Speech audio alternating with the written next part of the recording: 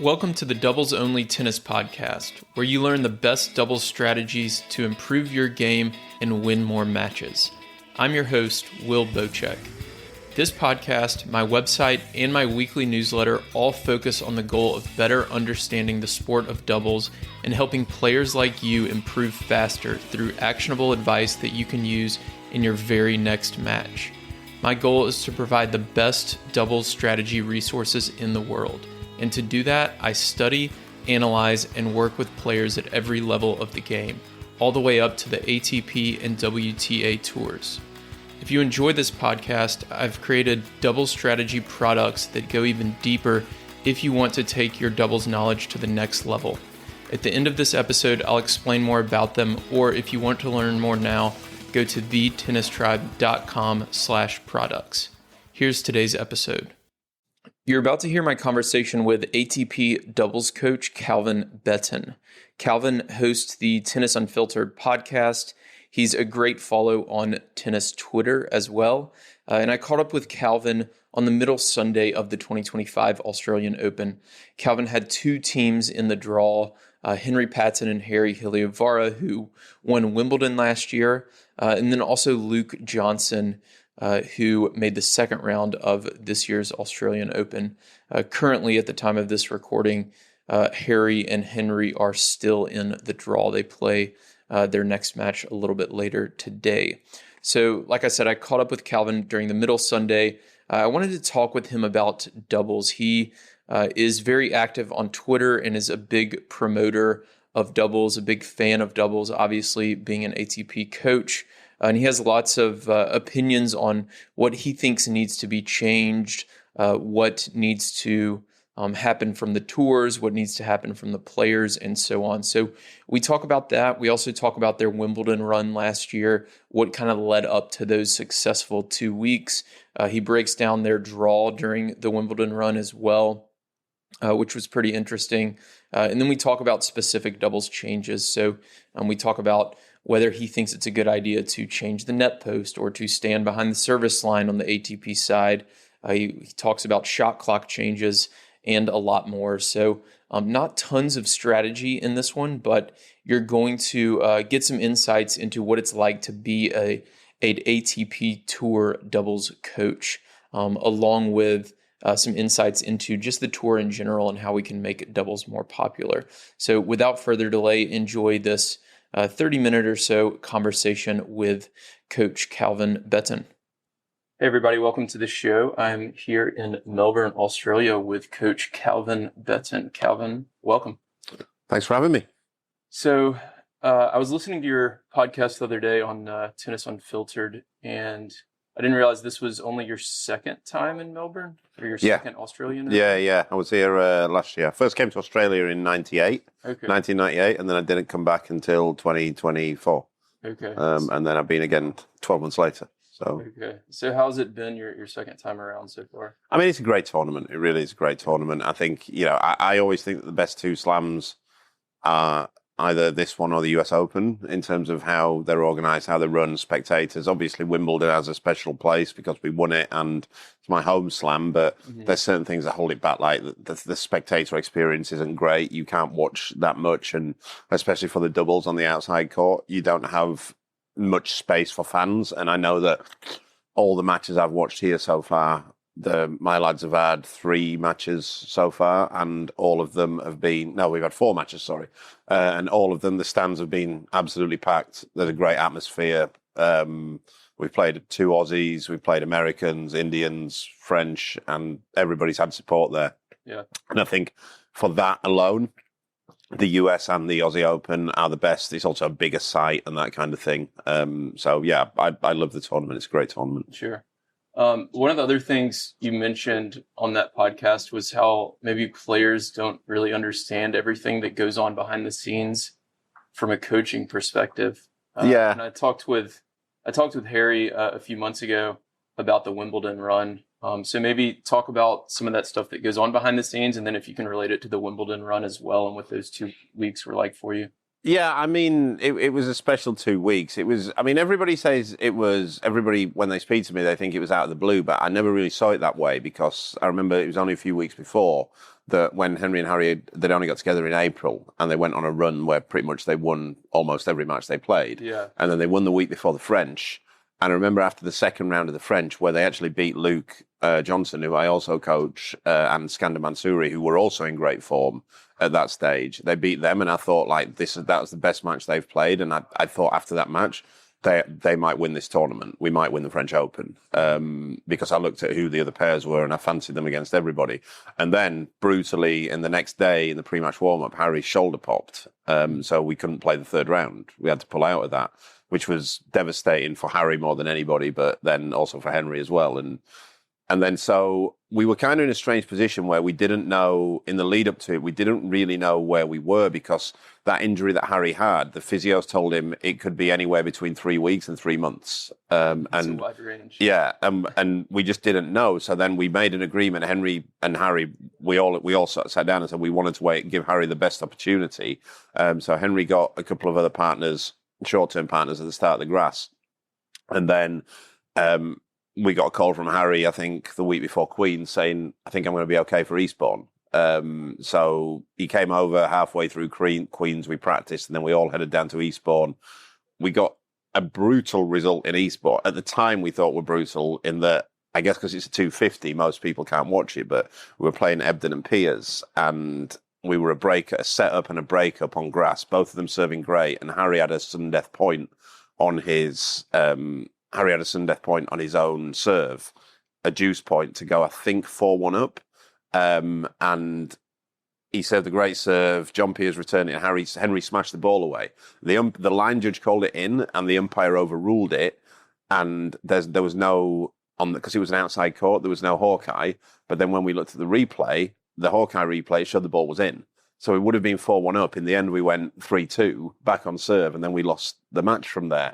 Shoot. Now, as it happens, we always say that we always laugh about it. Harry says he's still livid about it, but it actually gave us an extra 2 days to get to Wimbledon and practice and that kind of thing. So, yeah, and then so the Wimbledon draw came out, and it was a pretty brutal draw. It was a brutal draw for my camp all round because Luke and Surin Balaji we played with, they got Aravello Pavic first round, and Henry and Harry got Bileli Vavasori first round, who at the time were number one in the race. They'd had the best year of anybody. Yeah.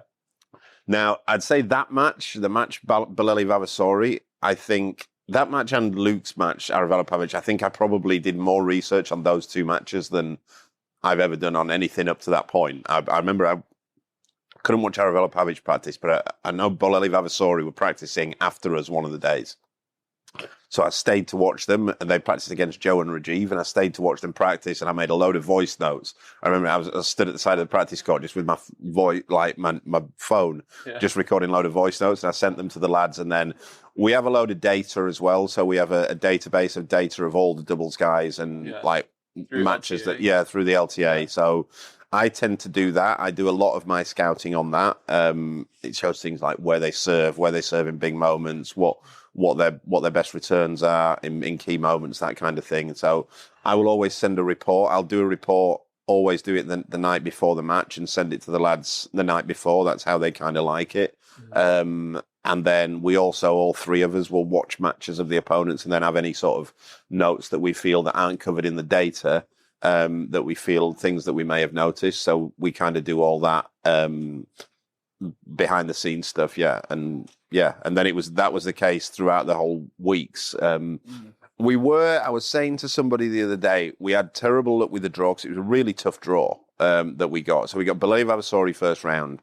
Then we had a couple that, the second round you could say, it was decent. We got Martinez Muna, although they're still in this tournament while we're recording this. Mm-hmm. And they're both very good singles players.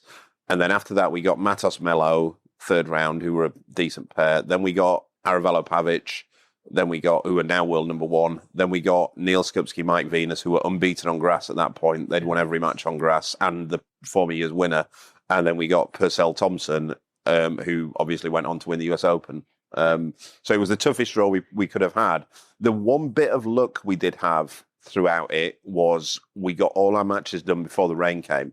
So the first 10 days of Wimbledon, the weather was pretty bad in the afternoons. And what we were lucky with, we kind of went first on and we kept getting the matches done just before the rain came. So we played our matches, no stress, have lunch, get out of there, and whereas everyone else was having to wait around and that kind of thing. So we got play an opponent who had maybe had a that kind of thing. Yeah. So, I think I think less for the opponents, I think more for our own mindset. We just weren't stressing and waiting around there and that kind of thing. So that was good. And I remember the third round against Matos Melo, we had, I think Matos or Melo served to stay in the match. I think we were 5-3 up maybe, or 5-2 up, and we had a couple of match points, and I could see that the grey clouds coming over, and then we didn't take them. And then Harry was going to serve for it, and then I think the little bits of spitting came down, and I was like, "Come on, let's get it over with." I was in no doubt he'd serve it out, but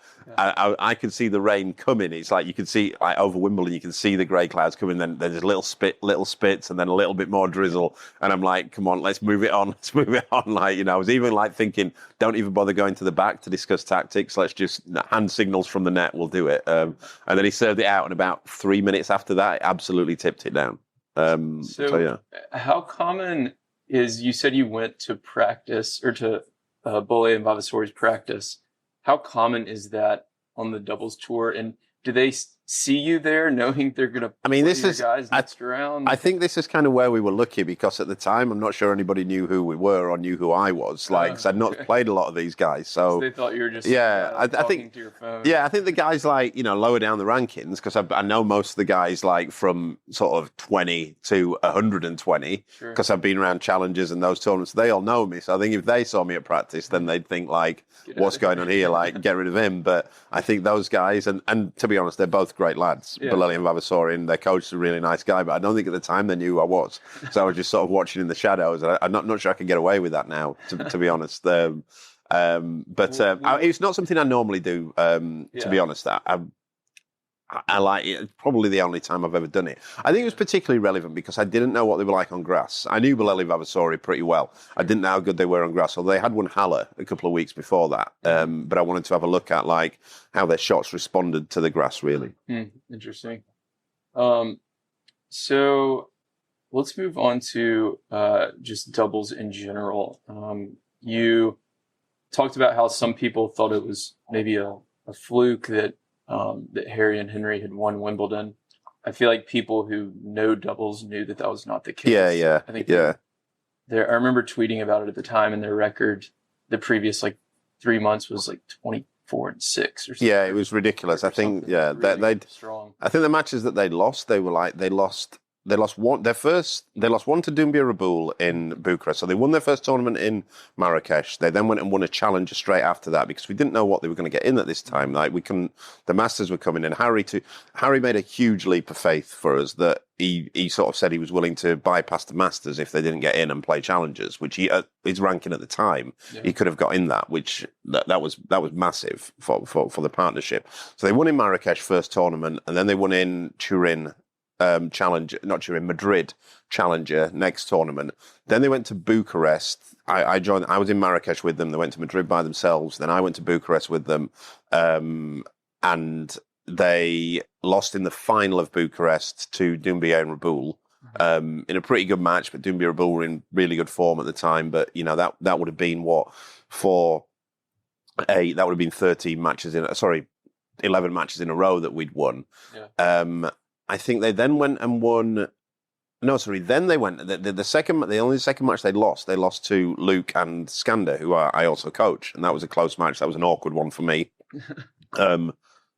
What do you do in that situation? You just tell both teams I'm not giving you anything. I mean, it doesn't luckily, touch wood, it's stopped happening now. But so I've been coaching both. I've coached Luke since he was about 17 on and off, and I've coached Henry for the last 2.5 years. But it was ridiculous how many times when they played the same tournament that they'd play each other in the second round. It happened in Challengers a load, and then it happened what happened at French Open. Does it create less work for you since you don't have to? No, it's more of a stress. And to be honest, so what I do is and we've got an agreement with the lads. I say, look, I'll help them out with their own games, but I won't talk tactics with them for either. I don't do the scouting reports for them. Yeah. And when they play each other, I basically don't go in any box. I just go and sit high up and I watch the match. And it's a nightmare. I hate it I love it when they play in the same tournament because we're all here and we can practice together. It's a great atmosphere. I hate the draw day. And even here, when the draw came out here, it took ages to come out after they'd done it. And I was just like, all I wanted was I'd have taken any pair. I just didn't want to play each other. Yeah. It's just a nightmare for me that. But especially second round. Finals might be. If they play each other in the final, over the moon.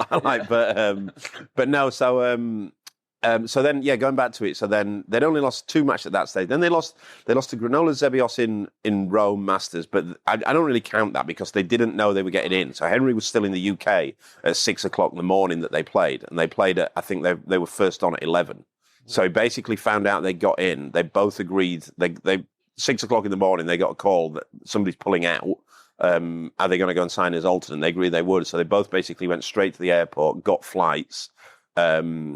And I remember thinking at the time that Zebios had pulled his hamstring the week before in Madrid. And thinking if it wasn't for that, I think we might have gone this is all a bit crazy. Saying we're gonna be getting there and going straight onto the court. But Zebios showed no signs of pulling his hamstring, and they played unbelievable that match. Yeah. And then they won the tournament. They won the tournament. Yeah, they did. Yeah. And then. So that was basically that. There was 3 matches they'd lost from there, but then they barely lost anything else because then I think they went and won Turin. They went and won Turin Challenger, and then I'm trying to get my bearings on the tournaments. And then I think it was Lyon. We won Lyon the week before the French, and then into the French, and it was crazy the run that they'd had. Mm-hmm. So I think and having watched enough doubles, I could tell that within. After Marrakesh, and then I think once they started getting on a run, then I started thinking, we're going for the big pots here. Yeah, we're not the 250s are not the limit here. Mm-hmm. That's awesome. So I want to transition to just doubles in general, the tours, the marketing, all this stuff. We'll start simple and then we'll go into some of the details. Yeah, cool. Yeah. So generally, how do you feel like we can make doubles more popular? What needs to happen? I honestly think I keep hearing this stuff about, and I know this is a line that the ATP or certain people within the ATP run that the product is not good enough. I totally disagree with that. I think the product is great. I think you only have to go around the courts here at this tournament to see what people think of the product. And it's all right, a few suits sitting inside going, the product's not good enough, or a few singles guys who want a little bit of extra money, because they want the double share of the money as well, them going, the product's crap. But you only have to look here. Every single match, I'm not just saying this, but yesterday when they came off, Luke and Sander Arenzo he played with this week, he plays with them every week. They lost to Doumbia Raboul yesterday, and the atmosphere was phenomenal. There were some Dutch guys there, there was some French there, there's some Brits there, some Aussies who were loving it. And I said to the lads when they came off, we had our pre-match chat, and I said, look, at the end of the day, it's not the result you wanted, but this is why you play the game. Those kind of experiences there where you've got, I don't know how many people were there, but the stands were packed. It was a great match. The standard was unbelievable. Standard was great.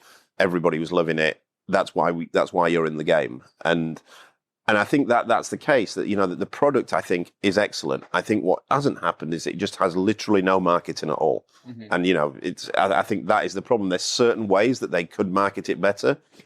And there's certain things the players could do a little bit better, or some of the players could do a little bit better. I think some players are definitely very keen to push it. I think some of the, excuse me for saying it, I think some of the older guys aren't that bothered about doing that. I think they know, they've maybe got another year or 18 months in this, and then that's the end. So I don't think they're that keen to push it, and I think that doesn't necessarily help. But I don't think it hinders either. But I think it all comes down to marketing. I think, and I think the product is excellent, and I think you got really good players now. And I think when you look at it and how many people seem to enjoy it, I don't think you can say the product isn't good enough. And I know because I go around to enough tournaments, and I see that we'll have people, some of the powers that be will say, yeah, but no one watches. No one wants to watch doubles. There's places where no one watches doubles, where no one watches singles either. Like, you go, I went to we won in Marrakesh. Mm-hmm. No one was there for the doubles final. Happy to say no one was there for the doubles final. You know what, Will? No one was there for the singles either. Yeah. It was the middle of Ramadan. No one was watching tennis that week. It was like a futures tournament. You go to Miami. No one watches doubles in Miami. No one watches singles either, other than on the main court. Mm-hmm. They go into the main show court. You don't get anyone walking around the outside courts. But you go to here in Australia, everyone's watching it. Yeah. You go to any of the slams, people watch it. We played the final in Lyon. The stand was packed. There was, and that was, there was one French guy in there. We played Olivetti and Banbury. The stand was packed. We went in Bucharest final. Stand was packed. That was in Romania with two French lads playing an Englishman and a Finn. So there's no allegiance there, but they still packed the stand out. But they did it smart in those places. They put the doubles final on at a decent time before the singles final. What you can't be doing is putting the doubles final on 6 hours before the singles. Not because people don't want to watch it, but people don't want to come and watch doubles and then hang around for 4 hours doing nothing before the singles starts. Mm-hmm. So I think it's just how they market it. Also, I know the players have asked to run their own Instagram account, a doubles-only Instagram account, whether it be from ATP, Tennis TV, or whatever. They won't let them do it. They just said that they can't do it. And for me, that's where you run into problems. Yeah. So there's a lot there. One thing I will say for sure in Australia, the crowds have been amazing. Yeah. The first day of doubles, I think there was only 5 doubles matches. I tried to get into all 5 of them. 3 of them, there was no way to get in. Yeah, The courts weren't big enough. Yeah. There was I know that. I'll just tell you something on that, because I know yesterday when Luke was playing, because obviously Henry and Luke are good friends, and I didn't realise that the stand was full, but when there was a queue to get in it, and I turned round and Henry was stood in the queue. Yeah. That's a Grand Slam champion who couldn't get in. It was only when I said just come and sit in the coaching seats with me that he managed to get in. But there's and he's 6'6", so he stands out. Yeah. But there's an actual Grand Slam champion who's there, who's trying to get into watch a match, and he couldn't get in the stands. The other thing is, so when I sit in the stands, and I'm not in the coaching box or anything like that, I'm just among all the people who have grounds passes. And the other day I was watching a match. It was a seeded team. I think it was 15 or 13. I don't remember who it was. But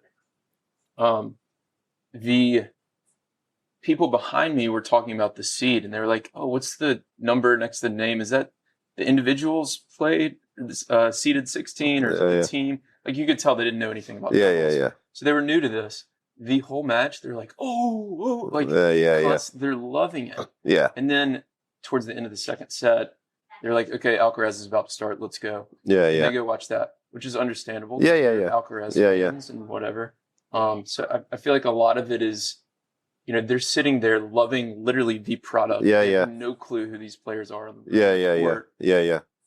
Imagine if they did know who the players were. Yeah, 100%. 100%. They're basically rooting for the product. And what I never hear is, and I'm in the stands all the time, I've probably watched more doubles than most of the coaches this week, honestly. Yeah. I'm out there all day, and I never hear, oh, this is kind of boring, let's go watch this. 100%, It just doesn't happen. Yeah, absolutely. But over and over, you hear these conversations like, oh, this is fun, like, we should watch this more, like, over and over. It's crazy. And I get, I mean, there was something a few weeks ago about how the rallies are too short, because it's just serve, return, ball 3 gets put away. But that happens a hell of a lot in singles as well. Like the average rally length in singles, I think is something like 3.8. Yeah. And so it's like 3.2. Yeah, or 3. but that only happens as well when you get huge servers going. Yeah. Like, and I said this. I was talking to, I think it was Henry, who was asking me yesterday, how's the match been? I said it's been great, because what we don't have here is all those guys have decent serves. We don't have a huge server. Mm-hmm. So we had 4 players who all could return, all had decent serves, but not great. So it felt like every point was an interesting point, and I think, but you need the difference as well. You need the big servers in the game. They add character. But I think the one thing, and again, because I've come to know most of the doubles guys as well, is that there's characters there as well. There's different types of personalities, huge personalities, great characters. And I mean, I think, to be honest, I've said this even going back 2 years. I think Netflix and the ATP made a huge mistake by not doing the doubles. When they did when they did their behind the scenes thing. Yeah. I think the singles thing was never going to work. Everybody on that was too self-aware. Yeah. And I think that it just made for a fake documentary. Yeah. If they'd have put a behind the scenes doubles documentary. You have a natural drama anyway because you're dealing with pairs of people, and that kind of thing. And especially imagine, like, I'm sure your listeners know because they're well educated on doubles, and we know. Imagine at the end of last year looking at how many partnerships split and how many new partnerships formed. Imagine if you had cameras. And I remember, and I'm not going to say who it is, but the first day we got here, and I know there's a couple of pairs already who are wobbling on whether they're going to continue for the rest of this year. First day we got here, I know me and Henry walked in, and we walked in that room over there. The listeners can't see it, but we walked in that room over there, and there was one player chatting to another player very covertly, and me and Henry looked at each other, going, "Oh, okay, fair enough." And then we went up to the other end and one of the players' partners was chatting to another player very covertly, and we were like, all right, okay. And I think that's, So when we're talking about the, and I think that's a great idea, actually, because the issue with the singles players is that they've had such good, PR training. Yeah, 100%. So, when 100%. Here I'm on a player credential, but when I get a media accreditation, I don't even go to a lot of the press conferences because I don't get anything from it. Yeah. Whereas, when I request a doubles player or something, they'll actually tell me what's going on because they haven't done all this PR training and they're just real. Yeah, I mean, I know Matt Pecci, who's a friend of mine. He made a tweet the other day, which I think he was trying to poke a few bears with it when he said he listed how in entertainment factor what he was more entertained with doubles, and he had men's at the bottom. And I ended up chatting to Pecci about it, and I think we reached an interesting point at the end because he was and he works in the media now. He works for Tennis Channel, and he was saying, look, if you could get the coaches to give interviews during the matches, if we could interview the players after practice, that kind of thing, that's your route in. And I said, look, do it. I was like, I'll do it. I have no problem doing it. I'll talk in, I don't want to be chatting all the way in a match, but end of a set, that kind of thing before the match starts, I'll do it. And I was like, look, bring your camera crew out to practice. Yeah. All the players will interview. All the players will chat afterwards. Yeah, just do it. So I know you got to run here. I'm in no rush. You're all right. So we're talking about product versus marketing. What are your thoughts on some of the ideas? The stuff they've already tested, like the shot clock and that sort of thing. And then also things they haven't tested. I know a lot of people say stand behind the service line to the server's partner, or move the net post. I think Mark was saying. I'm opposed to changing the rules in terms of. I don't like changing the rules because I think the product is good. I don't want to be saying stand behind the net post, stand behind the service line. I'm opposed to that. The net post thing I'm fine with. I question how much difference it would actually make. I think you still get shots around the net post anyway. But I know Harry played one in Montreal, a great shot around the net post. But I still think you're looking at maybe one of those every 30 matches. Mm-hmm. I don't think that may, but I'm open to that. Yeah. The shot clock thing, I don't think has made any difference. And I'll tell you this, it's not just my opinion. And when we talk about product and crowd, what annoys me about that is they're doing those things, but I don't know where they're testing that, where they think that helps. Because that's not come from the audience. That's just people sat in a room downstairs making decisions. Because I remember the worst it got was at Queen's this year, where they think they took it down to maybe 15 seconds. Yeah. And I know Henry played, and they tried it for the first round of qualies. And I know Henry played with Rinky because Harry was injured. Henry played with Rinky Hishkata, and they played Erler and Miedler. And within the first 4 games, all 4 players had a time violation. And the first serve percentage of all 4 players was below 45%. Just because all they were doing was they were rushing the service action, that kind of thing. And I was at Queen's, if you're on that court, you have to sit in the crowd. And I remember there were people behind us in the crowd. In the crowd, again, the stand was full.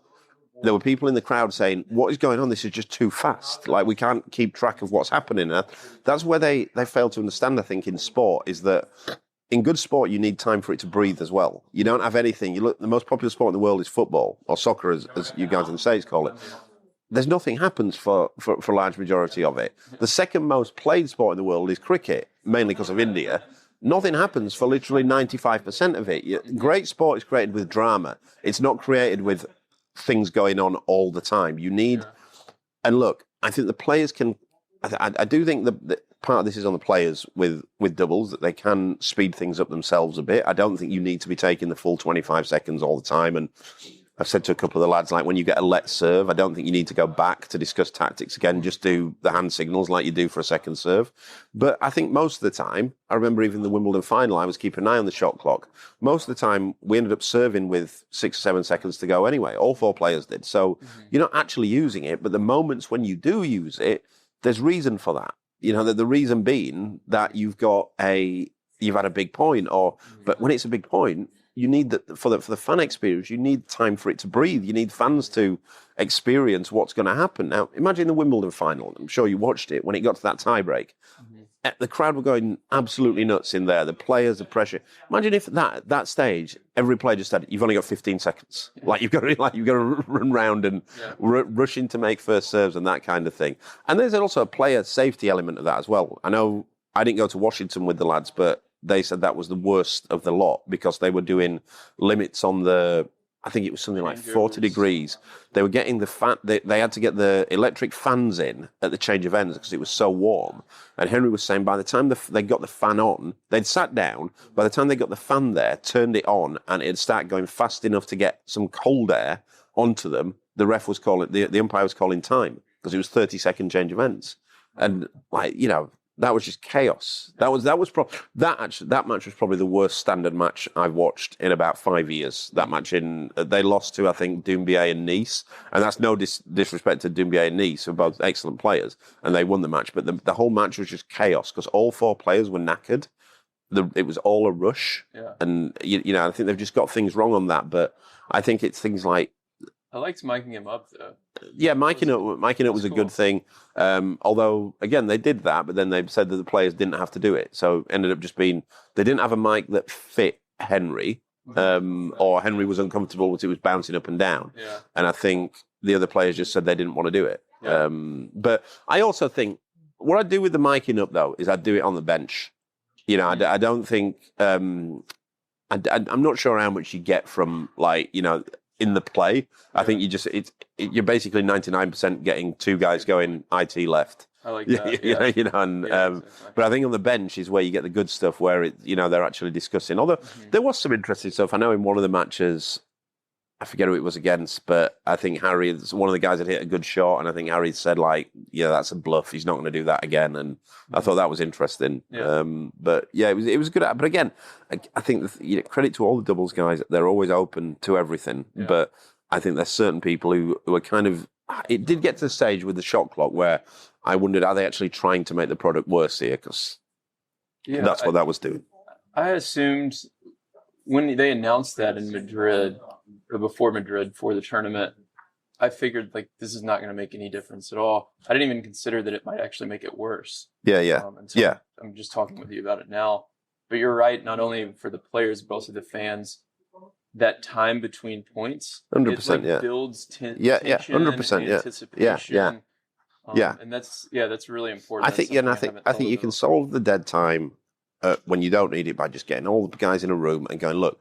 We need to try and make the product better. Let's not be taking 25 seconds when it's 1-all, 15-all, that kind of thing. And if we do that, then we don't need to change the shot clock. I think that would be the way to do it. So last topic here. So I chatted with Matt Ebden at Indian Wells last year. He was on the Players Council, and they experimented with the mixed tournament there, if you remember, small invitational mixed. But he mentioned that they kind of wanted doubles to be a little bit of more of a party atmosphere. They've tried the free fan movement as well. What's your opinion on all that sort of thing?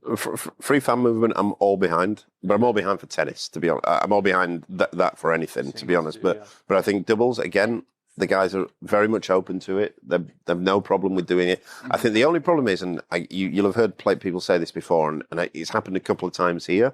The guys, they don't mind if everything's moving. What's a problem for the guys is if nothing's moving, then suddenly something does. And it seems here there's a lot of alcohol being taken here at this tournament. Like, I'm amazed. What amazes me, I was watching Henry and Harry the other day, and it was the middle of the day, and people kept streaming in, and I remember thinking, like, everyone is drinking. Like, there's no one here just carrying like a Pepsi or a lemonade or a water. You know, everyone has got like they do the cans of beer, they've got the cans of some sort of tequila thing going. And I'm like, 100% of people are boozing here, and I think like that's when it becomes kind of a bit of a problem where, you know, somebody just gets up and walks out. But I think if it's just free fan movement, I think that is, again, great idea. Yeah, you know, and I think that I think, you know, here I think that's what you've got here though, because of that, you know, and especially like they've got 2 bar courts here. I know a few guys, I think a few guys don't like playing on it, but again, it might depend. Their careers might depend on it, so they're going to have to get used to it. I kind of think you get over that. Like, I think so. Yeah. And it's no different from playing football. Or I think if the people have, you know, you've got to retain some sort of decorum. I think, like, I know that in Luke and Sanders' first match, they played Matascones and Carreno Busta. There were 4 guys who were watching who they'd had a bit too much, and when smashes were going up, they were shouting, trying to put the players off, like during smashes. And I think then, but again, look, in fairness to them, like, I think Sander went and spoke to them because, look, guys, you know, you can't be doing that, and they quietened down after that. They were getting rowdy up until that point, but then after that, they were like, yeah, sound. And I think like the umpire said he'd call security, but I think Sander and Luke and the other 2 guys went, no, they don't have to kick them out, just, you know, and they can cheer, but just let's not be shouting in the middle of points. Yeah. No, I hear you. Awesome, Calvin. This was a lot of fun. I'm sure we'll do it again at some point. Yeah, no worries at all. Any final requests or comments before we hop off here? No, I'm just looking forward to the rest of the week here and the rest of the year going forward. I think, you know, it's I've got a pretty busy year ahead. Like, I've got 2 pairs in. Pretty soon I'll have 2 pairs in the top 50. So, or 2 players in the top 50 and 2 pairs in the top 40. So, you know, I'll be around at most of the tournaments, I think, and looking forward to another strong year. Awesome. Well, I will see you soon, and hopefully we can do it again later this year. Yeah, cool. Thank you for listening to this week's episode of the Doubles Only podcast. If you're interested in diving deeper into any topics I discuss, I've created doubles strategy products that allow me to bring you more podcasts and other doubles content without relying on paid ads. I have ebooks and courses that help you make better strategic decisions during matches and become the smartest player on the court. Go to thetennistribe.com/products to learn more. You can also join my free weekly double strategy newsletter that includes video lessons and more on our homepage. If you want to connect, you can find me on Instagram, Twitter, and Facebook, or email me directly, will@thetennistribe.com.